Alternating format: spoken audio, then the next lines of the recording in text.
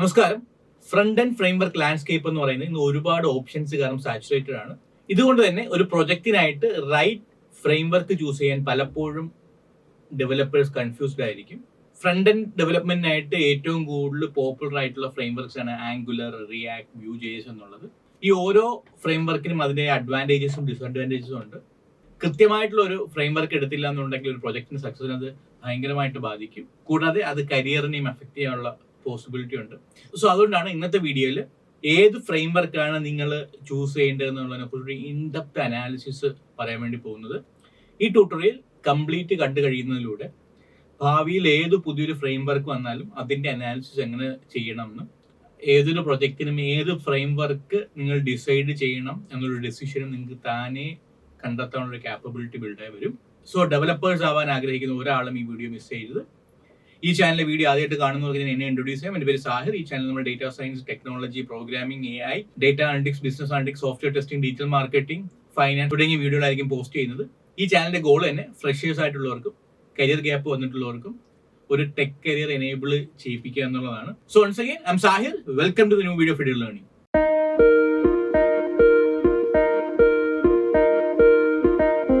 Angular develop ചെയ്തത് Google ആണ്. അത് 2010 അവർ റിലീസ് ചെയ്തത്.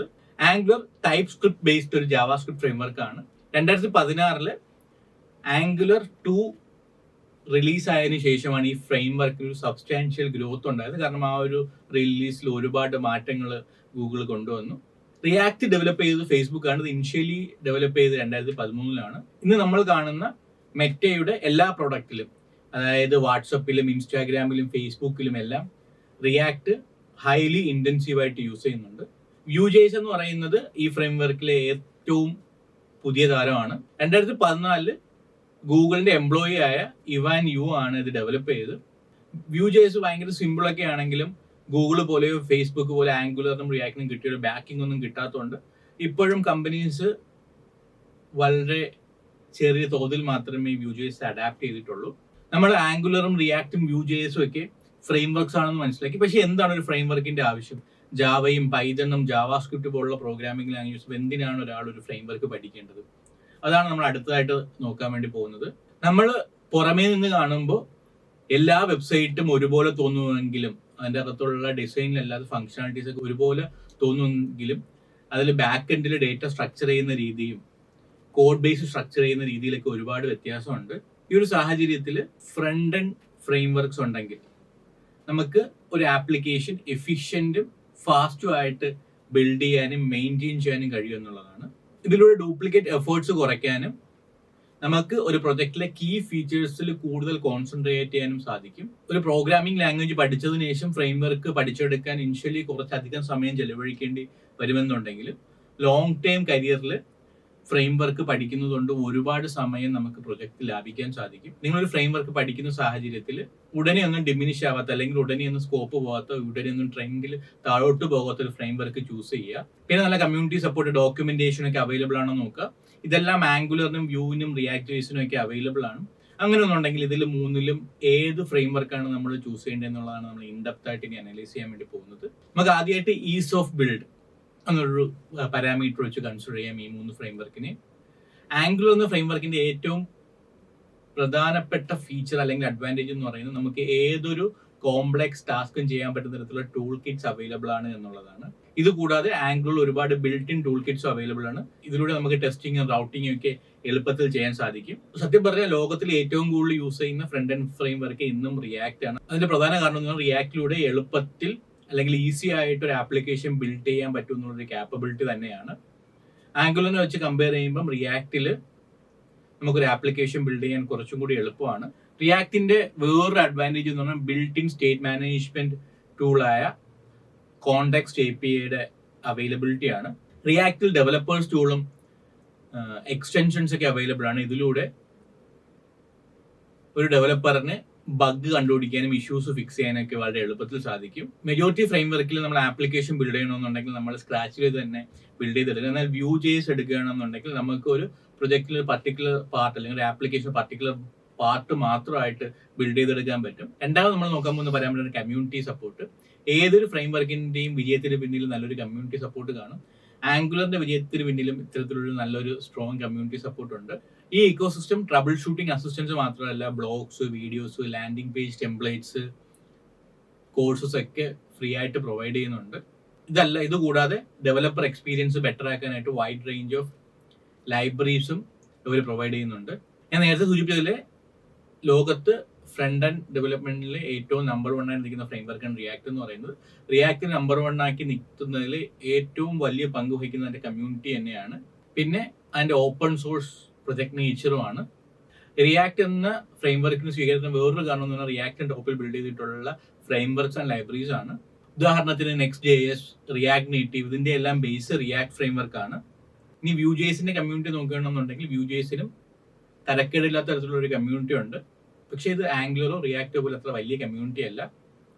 ഈ കമ്മ്യൂണിറ്റി മെയിൻലി പ്ലഗിൻസും തേർഡ് പാർട്ടി ടൂൾസും ഇന്റഗ്രേഷൻ അങ്ങനെയുള്ള കാര്യങ്ങളിലാണ് കൂടുതൽ സപ്പോർട്ട് പ്രൊവൈഡ് ചെയ്യുന്നത്. ഇനി മൂന്നാമതായിട്ട് നമ്മൾ ഈ 3 ഫ്രെയിംവർക്കിന്റെയും പെർഫോമൻസുകൾ ഇവാലുവേറ്റ് ചെയ്യാൻ വേണ്ടി പോകുന്നു. നമുക്ക് ഒരു ഫ്രെയിംവർക്കിന്റെ പെർഫോമൻസ് പല കാരണങ്ങൾ കൊണ്ട് പല ക്രൈറ്റീരിയാസ് വെച്ച് ഇവാലുവേറ്റ് ചെയ്യാൻ പറ്റും. സോ ഞാൻ ഈ 3 ഫ്രെയിംവർക്കിന്റെയും പെർഫോമൻസ് വാല്യൂത്തിന് 3 ക്രൈറ്റീരിയ ഉപയോഗിച്ചിട്ടാണ്. മെമ്മറി കൺസെപ്ഷൻ, എത്രത്തോളം മെമ്മറി ഈ 3 ഫ്രെയിംവർക്സും കൺസ്യൂം ചെയ്യുന്നുണ്ട്, ഈ 3 ഫ്രെയിംവർക്സും ഒരു പേജ് ലോഡ് എടുക്കുന്ന ടൈം എത്രയാണ്, ദെൻ ഇത് 3ന്റെയും റൺ ടൈം എഫിഷ്യൻസി എന്താണ് എന്നുള്ള ഈ 3 പാരാമീറ്റേഴ്സ് വെച്ചിട്ടായിരിക്കും നമ്മൾ ഈ 3 ഫ്രെയിംവർക്കിന്റെയും പെർഫോമൻസ് ഇവാലുവേറ്റ് ചെയ്യുന്നത്. നമുക്ക് ആദ്യമായിട്ട് ഇനിഷ്യൽ ലോഡ് ടൈം വെച്ച് കമ്പയർ ചെയ്യാം. നമ്മൾ ഇനിഷ്യൽ ലോഡ് ടൈം വെച്ച് കമ്പയർ ചെയ്യുകയാണെങ്കിൽ ആംഗുലറിന് ബാക്കി 2 ഫ്രെയിംവർക്കിനെ വെച്ച് കമ്പയർ ചെയ്യുമ്പോൾ ലോഡ് ടൈം കൂടുതലാണ്. ഇതിന്റെ പ്രധാന കാരണം ആംഗുലർ എന്ന ഫ്രെയിംവർക്കിന്റെ സൈസും അതിന്റെ കോംപ്ലക്സിറ്റിയാണ്. റിയാക്ട് ആണ് ഇതിൽ ഏറ്റവും ഫാസ്റ്റ് ആയിട്ട് ലോഡ് ചെയ്യുന്നതും. ഇതിന്റെ പ്രധാന കാരണം എന്ന് പറഞ്ഞാൽ റിയാക്ടിന്റെ സ്മാളർ സൈസും വിർച്വൽ ഡോം കാപ്പബിലിറ്റിയും ആണ്. ഇനി റൺ ടൈം എഫിഷ്യൻസിയുടെ കാര്യം എടുക്കുകയാണെങ്കിൽ ആംഗുലറിന് കോംപ്ലക്സ് ആയിട്ടുള്ള ആപ്ലിക്കേഷൻസ് ഒക്കെ റൺ ചെയ്യാൻ ബെറ്റർ ആണ്. പക്ഷേ നമുക്ക് ഡൈനാമിക് ആയിട്ട് അപ്ഡേഷൻ നടക്കുന്ന ആപ്ലിക്കേഷൻസ് ഒക്കെ ബിൽഡ് ചെയ്യാനായിട്ട് ആംഗുലറിനെ കാട്ടി ബെറ്റർ എന്തുകൊണ്ട് റിയാക്ട് തന്നെയാണ്. അപ്പൊ അവിടെയും റൺ ടൈം എഫിഷ്യൻസിയുടെ കാര്യത്തിലും റിയാക്ടിനാണ് കുറച്ചും കൂടെ ബെറ്റർ. ഇനി മൂന്നാമത്തെ പാരാമീറ്റർ മെമ്മറി കൺസെപ്ഷൻ എടുക്കുകയാണെങ്കിൽ ഏറ്റവും കുറച്ച് മെമ്മറി കൺസെപ്ഷൻ ഉള്ളത് Vue.js ആണ്. മോഡറേറ്റ് ആയിട്ടുള്ള മെമ്മറി കൺസെപ്ഷൻ ഉള്ളത് React.jsനാണ്. ഹൈ മെമ്മറി കൺസെപ്ഷൻ ഇത് 3 വെച്ച് കമ്പയർ ചെയ്യുമ്പോൾ ആംഗുലറിനാണ്. സോ നമ്മൾ അവരുടെ പെർഫോമൻസ് ഇവാലുവേറ്റ് ചെയ്തു. ഇനി നമുക്ക് ഇവരുടെ പോപ്പുലാരിറ്റി വെച്ച് കമ്പയർ ചെയ്യുകയാണെന്നുണ്ടെങ്കിൽ ഏതൊരു കാര്യത്തിന്റെയും പോപ്പുലാരിറ്റി കൺസിഡർ ചെയ്യാൻ ഏറ്റവും ബെറ്റർ എന്ന് പറയുന്നത് ഗൂഗിൾ ട്രെൻഡ്സ് തന്നെയാണ്. ഇതിനായിട്ട് നമുക്ക് ഗൂഗിൾ ട്രെൻഡ്സിൽ പോയിട്ട് ആംഗുലറിന്റെയും റിയാക്ടിന്റെയും Vue.jsന്റെയും തമ്മിലുള്ള പോപ്പുലാരിറ്റി കമ്പയർ ചെയ്യാം. കഴിഞ്ഞ 5 വർഷത്തെ പോപ്പുലർ ആയിട്ടുള്ള ഫ്രെയിംവർക്ക് നോക്കുകയാണെങ്കിൽ നമുക്ക് മനസ്സിലാവും ഏറ്റവും കൂടുതൽ പോപ്പുലർ ആയിട്ടുള്ളത് റിയാക്ട് തന്നെയാണെന്നുള്ളത്.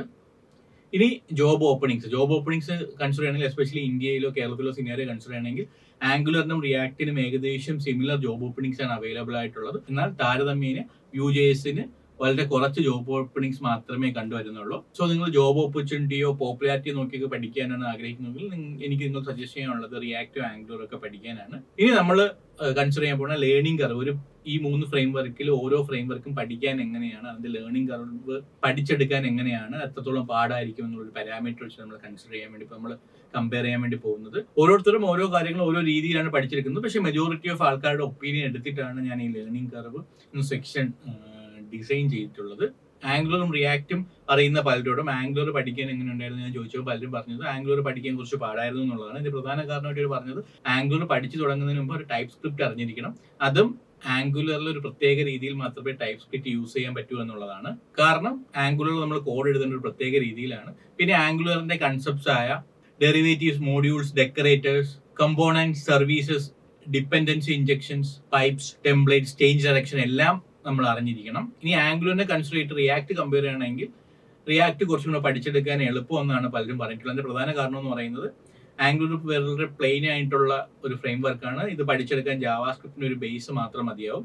റിയാക്ട് പഠിക്കാൻ ടൈപ്പ് സ്ക്രിപ്റ്റ് പഠിക്കേണ്ട ആവശ്യമില്ലെങ്കിലും ലേറ്റസ്റ്റ് ഒന്ന് അപ്ഡേറ്റ് ചെയ്യണം JSX എന്ന ജാവാസ്ക്രിപ്റ്റ് ആഡ് ഓൺ പഠിച്ചിരിക്കണമെന്നാണ് എല്ലാവരും സജസ്റ്റ് ചെയ്യുന്നത്. ഇത് കൂടാതെ റിയാക്ട് ഓൺലി കൺസെപ്റ്റ്സ് ആയ കോമ്പോണൻസ്, പ്രോപ്സ്, ഇന്റേണൽ സ്റ്റേറ്റിനെ എങ്ങനെ മാനേജ് ചെയ്യുന്ന എല്ലാം പഠിച്ചിരിക്കണം റിയാക്ട് പഠിക്കുകയാണെന്നുണ്ടെങ്കിൽ. ഇനി വ്യൂ കമ്പയർ ചെയ്യണമെങ്കിൽ വ്യൂ പഠിക്കാൻ നിങ്ങൾ ടെംപ്ലേറ്റ്, സിന്റാക്സ് എന്ന ഒറ്റ കാര്യം മാത്രം പഠിച്ചാൽ മതിയാവും.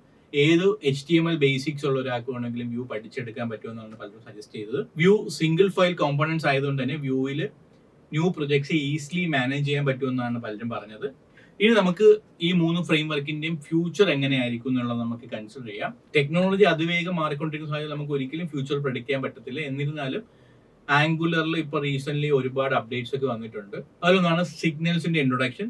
ഇതിലൂടെ ഓട്ടോമാറ്റിക് റൂട്ട് പാരാ മാപ്പിംഗ് ഒക്കെ പോസിബിൾ ആയി. ഇനി റിയാക്റ്റിന്റെ കാര്യം കൺസിഡർ ചെയ്യണമെങ്കിലും റിയാക്റ്റിലും ഒരുപാട് ഇംപ്രൂവ്മെന്റ്സ് വരുന്നുണ്ട്. റിയാക്റ്റിൽ വളരെ വേഗത്തിലാണ് ചേഞ്ചസ് വരുന്നുണ്ടോ എന്ന് നമുക്ക് പറയാം. 2 മാസം ഒരു മേജർ അപ്ഡേറ്റ് വന്നിട്ടുണ്ടായിരുന്നു. ഈ അപ്ഡേറ്റ് ഒക്കെ കൊണ്ടുവരുന്നത് ഡെവലപ്പേഴ്സിന്റെ സമയം ലാഭിച്ച് എഫിഷ്യന്റും എഫക്റ്റീവ് ആയിട്ടുള്ള പ്രോഗ്രാംസും ആപ്ലിക്കേഷനും ബിൽഡ് ചെയ്യാൻ വേണ്ടിയിട്ടാണ്. റിയാക്റ്റിൽ റീസെന്റ് വന്നിട്ടുള്ള പെർഫോമൻസ് ഇംപ്രൂവ്മെന്റ് ഫീച്ചേഴ്സ് ആണ് concurrent mode, server component, automatic batching, application more responsive ആക്കാനായിട്ട് ആപ്ലിക്കേഷൻ ട്രാൻസിഷൻ API എല്ലാം ഇൻട്രൊഡ്യൂസ് ചെയ്തിട്ടുണ്ട്. ഇനി വ്യൂയുടെ കാര്യം കൺസിഡർ ചെയ്യണമെങ്കിൽ വ്യൂവിലും റീസെന്റ് ആയിട്ട് ഒരുപാട് അപ്ഡേറ്റ്സ് വന്നിട്ടുണ്ട്. വ്യൂ 3യുടെ റിലീസോടുകൂടി ഇതിലൂടെ വ്യൂയുടെ സൈസ് പിന്നും സ്മോളായി, ഫാസ്റ്റർ ആയി വ്യൂ. പിന്നെ ഈ അപ്ഡേറ്റോട് റെൻഡറിംഗ് പെർഫോമൻസും കോമ്പോസിഷൻ APIയും പിന്നെ official state management solution API എല്ലാവരും ഇൻട്രൊഡ്യൂസ് ചെയ്തിട്ടുണ്ട്.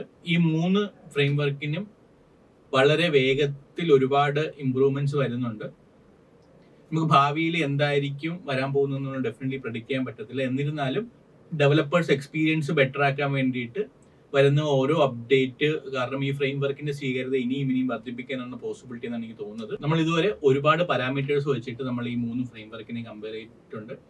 അതിൻ്റെ ഒരു പേഴ്സണൽ ഒപ്പീനിയനിൽ നിങ്ങൾ ജോബ് ഓപ്പണിങ്സ് കൺസിഡർ ചെയ്തിട്ടാണ് ഫ്രെയിംവർക്ക് പഠിക്കാൻ വേണ്ടി ഉദ്ദേശിക്കുന്നത്, ഫ്രണ്ട് ആൻഡ് ഫ്രെയിംവർക്ക് പഠിക്കാൻ ഉദ്ദേശിക്കുന്നത്. എൻ്റെ പേഴ്സണൽ സജഷൻ ആംഗുലർ, റിയാക്ട് ഒക്കെയാണ്.